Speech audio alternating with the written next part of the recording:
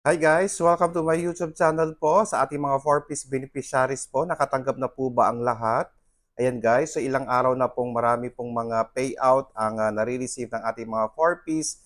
May mga iba po na hindi pa rin po nakaka-receive. Ang rason po, ito po yung mga rason guys. So siguraduhin po ninyo na alam po ninyo ang inyong category. Okay? Una po is kung ano po yung category po ninyo.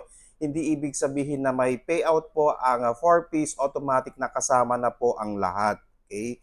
So, bawat isa po sa ating beneficiary po ay may mga categories po. Kaya mapapansin nyo po may mga P1, P2, P6 po at iba pong mga retro, mga ganun po, mga years po, 2021, 2023, 2024, dahil may mga category po kayo. Kaya alamin po ninyo ang inyong category po at hindi po, dahil once na kayo po ay active member po or once kayo po ay active beneficiary po ng 4-piece, automatic naman po yan na may marireceive po kayo dahil nakalista pa rin po kayo.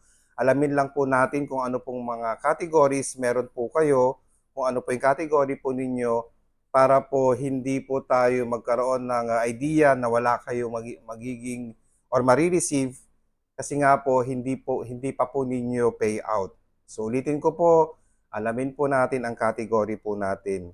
Alamin po natin kung anong taon po yung nakalagay sa category po natin. Kasi nga po, iba-iba po yung nakalagay sa mga payout po na pinopost po ni Land Bank. Okay, sana nakatulong po ako. Maraming salamat and stay safe. Bye-bye!